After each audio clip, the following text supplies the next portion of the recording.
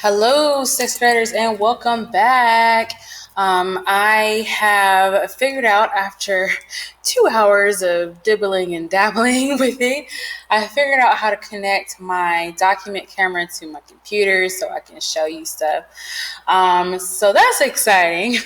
But I just recorded the office hours, not the office hours, but the classroom hours. I'm about to post that in a sec, but this is also an instructional video just to kind of navigate and show you specifically where to find your latest assignment. So right now, the only thing that's posted is your Zentangle landscape lesson. And just pull up that document and then look at the directions. So for this Zentangle landscape, it says, I can create a landscape using my knowledge of the elements of art, line, shape, and space. So as we previously mentioned, we're going to go over and have a brief introduction, a quick introduction to the elements of art. And you can use that to carry on into the 7th grade classes. Okay, so the elements of art are the basic visual language of art. The elements of art include line, shape, color, value, space, form, and texture. The elements of art you will focus on for this lesson include line, shape, and space. So let's take a closer look at line. Line can have various variations.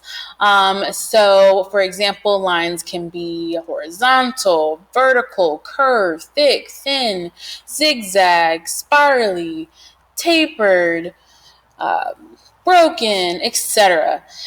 And they can also be expressive versus constructive. So expressive lines are things like curved lines, wiggly lines, zigzags, spirals. And lines can be constructive, which is a lot more mechanical and geometrical, such as triangles, circles, diamonds, etc. So expressive lines are a lot more organic, and constructive lines are a lot more constructive and man-made. Then we take a look at shape. One way we can identify shape is geometric shapes, which you're very familiar with, hexagons, triangles, rectangles, etc. Then you have organic shapes. Now, some things that are not listed here, an organic shape could be like a cloud, a leaf, a flower, and then these shapes are more like free form, organic shapes. So things we can't really categorize in other categories, such as geometric or identify, but it's more organic and free form, a lot more expressive. Another thing we'll look at is space. So we have foreground, middle ground, and background. So for your lesson, for your project, your Zentangle landscape, I'm looking for you to develop each space. So you have to have something in the foreground space, which is at the bottom of the page. You need to develop a design for the middle ground, which is that space in between the foreground and the background. And then you need to design your background. And I'll show you some examples in a sec, but it's pretty much up to you how you design the foreground, middle ground, background. So in the foreground, that's typically considered the closest to the viewer, so people that are looking at the work. And then the middle ground, that space in between the foreground and background. All right, so here's your general project directions. Number 1, pick a landscape from the options on slide 7, or you can create a new one. Your landscape must have a foreground, middle ground, and background. Use either Sharpie pen, color pencils, crayons, or markers to create your lines. Use a variety of expressive and constructive lines, plus organic or geometric shapes to design each section. Lines must be neat. Use a variety of colors in each space. Do not put the same colors and patterns in the sections that are side by side. And I see I have a little typo up there that I do need to fix. But here's a student example of a landscape, Zentangle landscape. So as you see here, this person decided to put hills in the foreground with a tree. The middle ground space has a few more hills and a stream or river. And then in the background, they decided to place mountains and design the sky and sun. And they also used a variety of geometric shapes, lots of expressive and expressive and constructive line designs to fill in the space. So, what materials you can use, and I'll show you in a sec. Look at these examples for inspiration, or look up your own. So these are just some examples that I would typically show my students. Use either 8-inch by 11-inch paper or 9-inch by 12-inch paper. And just like before, you have a variety of options. Now this Friday, I'll be looking for you to complete your outline example. In these examples on the right side, you see outlines, examples, and then the following Friday, I'll expect you to fill those in with design. So let's take a look at the document camera. So I have some examples here. This is typically what I would have shown you in class. So like I said, you can pick from the variety of examples that I posted in slide 7, or you could make up your own, or just be inspired by different things that you see. It's really up to you to decide what you want to do for your project. And once again, it really just depends on what you have access to at your house, whether that be some construction paper, drawing paper, notebook paper, etc. But here are some examples from last quarter, third quarter. And it's up to you to decide if you want to do something landscape style, and how detailed you want to go or how simplified you want it to be.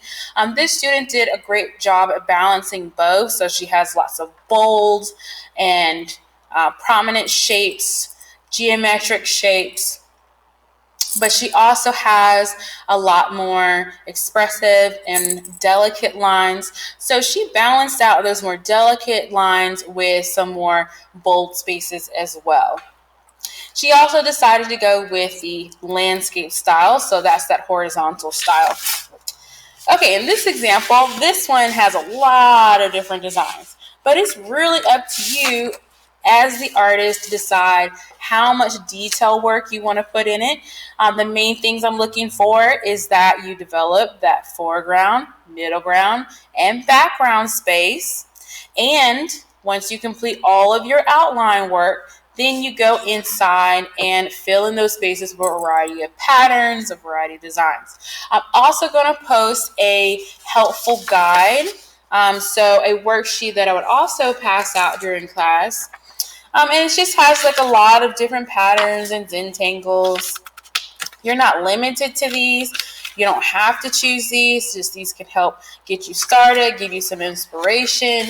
But I will post this as well just to kind of help you get started. So once again, it's up to you if you want to do landscape style, or excuse me, this is portrait style. So this is the vertical way is portrait style. And then landscape style is the horizontal style. So as you see, so many students decided to do different things, be inspired by different pictures, and they made it their own. So you don't want to necessarily copy exactly another image. You want to stylize it and turn it into your own piece.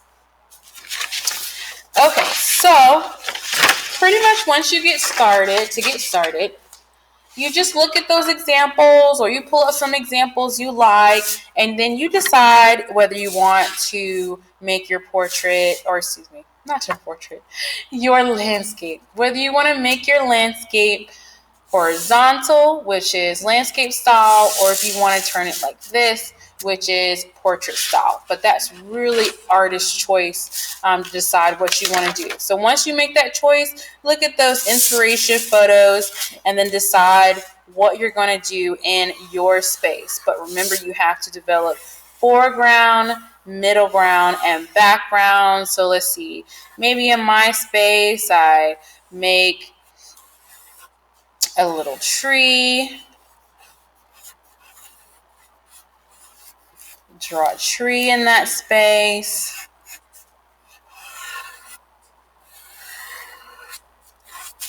Then for my middle ground, I could add something like a river.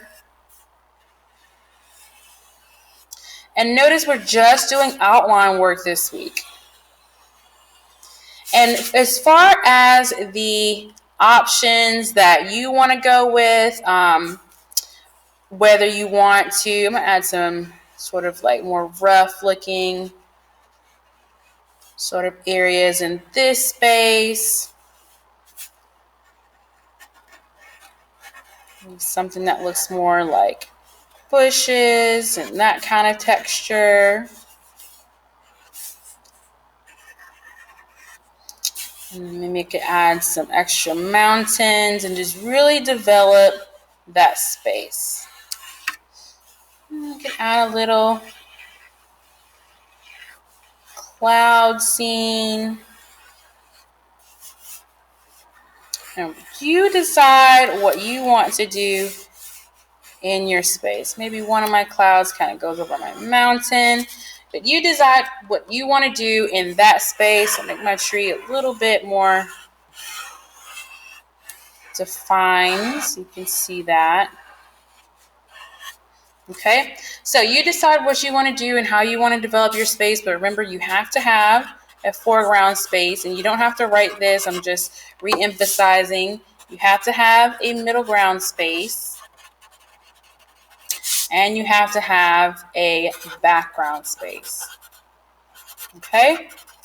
So I'm just looking for the outline this week. Now, if you know you're a super detailed oriented person, so, if you're like these students here that added a whole bunch of details, you could get started with your line work.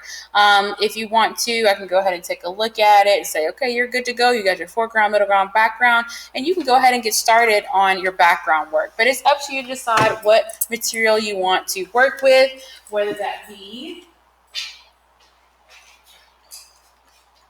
markers or colored pencil, whether that be crayon, whether you want to use things like a felt tip pen or a Sharpie pen. Make it colorful, make it expressive. Remember to use different patterns side by side in different sections. You could go over your outline with a bold color or a neutral color such as black or brown. You could use regular writing pens if you don't have access to markers and colored pencils. Crayons, you can do some work with crayons, but sometimes crayons can be hard to do, little small details. Okay, so I'm going to post, just like I've been doing before, I'm going to post where to upload your assignment. You just take a picture of it. The outline is due by Friday, but you can turn it in anytime this week. I'll upload it today. And then once you get that outline done, you can go ahead and get started adding in your detail work. All right, well, happy designing, and I look forward to seeing your results. And I'll go ahead and stop sharing.